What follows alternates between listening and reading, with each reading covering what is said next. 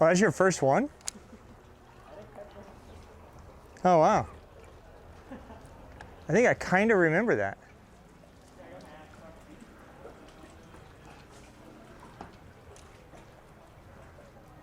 Oh, come on, eat it. That's a good one. Oh, he came off. No way. No way. That was the biggest one I've ever seen here for a largemouth. Oh. I feel sick. I know. Dude, why were you about to flip him? Yeah. I almost asked you to get him because I knew I didn't have a good hook. Oh my God, that makes me sick. Dude. At first I thought I had a carp fall, and I'm like, what? Oh, eat it.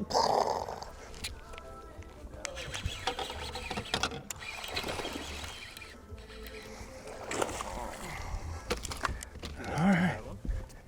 Well, it's not the one I just dumped, Geoff, but it'll do. All right, little post-spawn frog action going on. A lot of times when you know they're in post-spawn, they haven't moved up, you're in these big flats, and the water drops. We're in kind of a tidal fishery right now. There's really nothing like a frog to get them. It just sits right above them, and wow, they just love it. So let's see if we get another one, Geoff. Thanks, buddy. All right. All right, get him. That's a good one. Nice one, dude. I'm landing them. I'm 2 for 2. Yeah, yes, you are. Yeah, somebody's got a better percentage today, and it's definitely this guy. So, maybe should we trade? Well, frog? I think the frog is helping. I think so too. Dude, the big Gabot just spears them so good. Them so good. Yeah. Until So just throwing the big Gabot, and I'm downsizing a little bit with the Spro. I've got the bites. I haven't honestly been paying attention. So let's keep going. Good one. Nice, dude.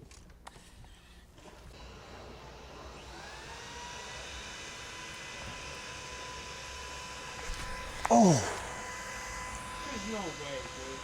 Well, I do love the Buster K, but I only have it in white. And I just don't know if they're gonna eat white.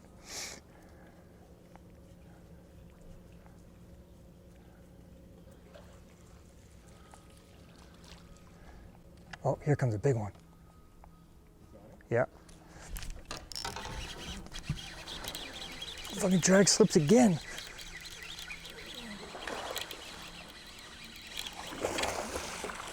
All right. Yes, yes, yes.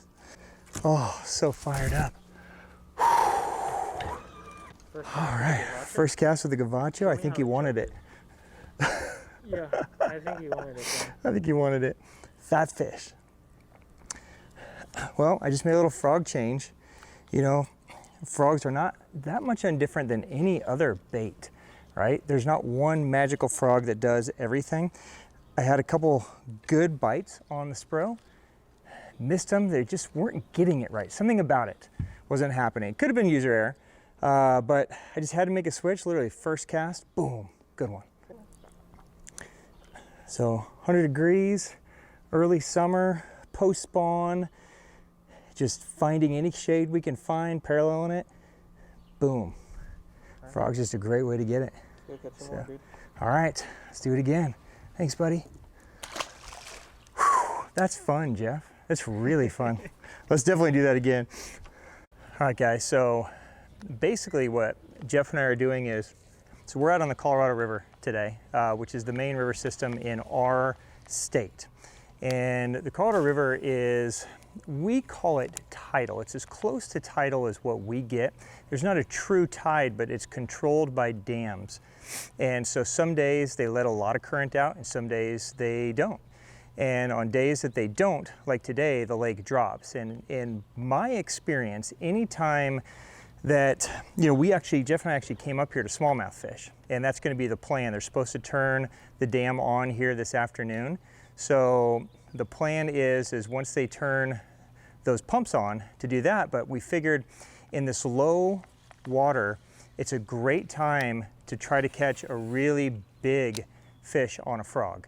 My experience is when that water gets low and it compresses them, that the frog is one of the best ways to get them for a couple reasons. You know, you can see that, you can see the bottom in here, and there's just a series of docks and boats, and basically the fish are just gonna pull up in these docks. They're gonna sit in the shade of the boats. They're gonna look for anything they can structure-wise to relate to.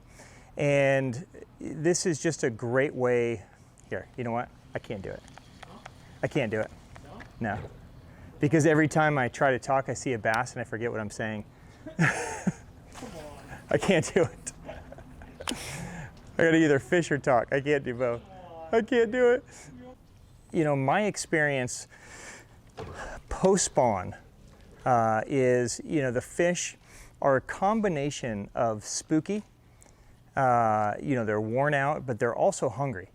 And when the water drops, if you guys live in any type of area where the water fluctuates, a river system, especially like what we're fishing, low water is just a great time to throw a frog. A frog lets you fish very finesse, right? I mean, you basically have a walking bait without a lot of rattle, without a lot of sound, without a lot of pop.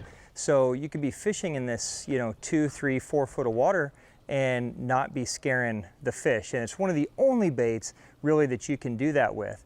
You can also skip it up underneath docks and skip it up underneath boats. It's just super, super versatile, and it allows you to fish fast without having to really slow down with something like a Senko, right? So sometimes when these fish get like this and they're kind of, well, they're pressured, they're freaked out, right? They've been through a lot in the spawn. A lot of times your natural gut instinct is to slow down and to throw a Senko or a quiver worm or something just slow, a drop shot even. But they've seen a million of those by end of spring, early summer. And so a frog is something that's quivering over their head. It's giving them a different look. And they're starting to eat that way. We're seeing dragonflies today. And so, part of what we, oh, look at that. I had a little one come up and smack it. Part of what we are doing as far as color selection is I kind of went with more of bluegill tones because it matched more the dragonflies that I was seeing. Less about, the bluegills in the area, which there are as well, but more just that it matched kind of the tone of the bugs that we were seeing them kind of smacking around. So, I don't know when they see a frog coming over, do they think it's a dragonfly? I doubt it, but I think it's right above their head, it's quivering. If you make a good cast, a good parallel cast, and it goes over them, they have a really hard time resisting it. So, and, you get to use braid, you get to use powerful rods, you get to fish in really fun ways. So it's just a great way to do it.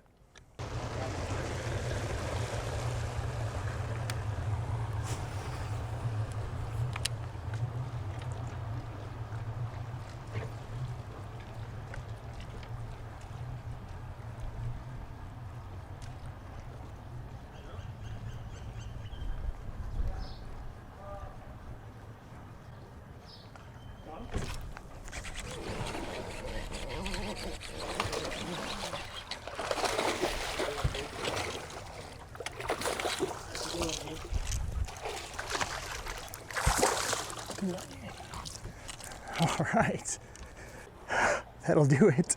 I think they're pretty good, huh? I think you wanted it. Shit, bye-bye. What do you think? Bye-bye. Bye-bye. I think that was a good switch in frogs. You? Dude, that was sick. You came out of that, right? Yeah, that's a good one. Oh, man. Make a little switch, catch a good one. Yeah. Yeah, when they want it, dude, they want it. Then it's gone. It's gone. Yeah, just smoked it. I mean, when the water drops like this in some of these tidal areas, they don't really have a choice. They have to get it. It's just so close to them, Oh my God, fish. It's just in there. Back, man. All right, there we go. Nice one. Post-spawn, early summer frog action. You can see his tail's a little bloody. So, I mean, they're still like right at the edge of that post-spawn. Just a great time to get them on the frog, dude. So, oh, so cool. Let's get that big one back in there. Thanks, buddy. long fish.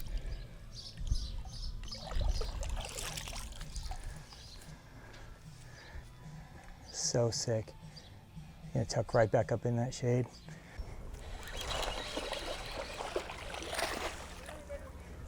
All right, little guy. So fun on the Gavacho. They're chewing this thing, Jeff.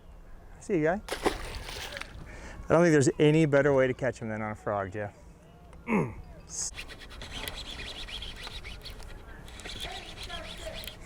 Fuck yeah, I got a fish.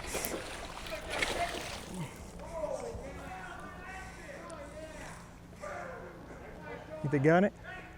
Got it.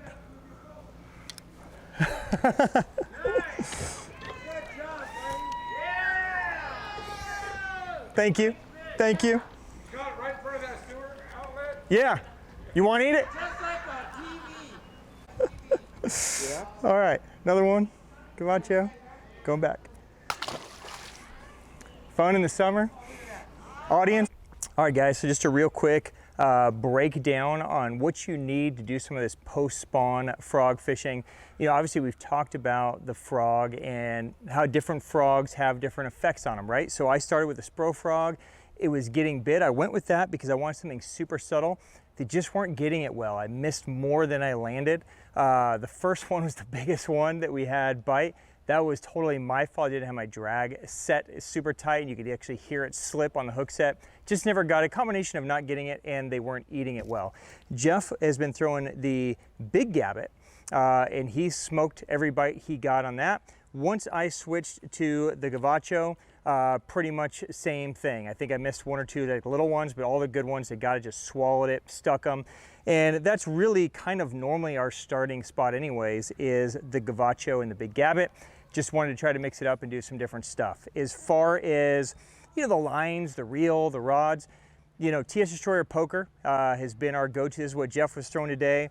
9-to-1 SLP Zillion, 70-pound Daiwa Samurai braid. I'm throwing the 7.4 Steez extra heavy AGS, 8-to-1 Zillion HD, and then again, 70-pound Samurai braid. I love the 70-pound. It casts better than the lighter stuff, especially for some of these shorter casts where you've got to be super accurate, maybe you got to skip, maybe you got to really be precise. Otherwise, if you're off on the cast, it lands in a boat or on a dock or in somebody's house, then you don't make any friends, right?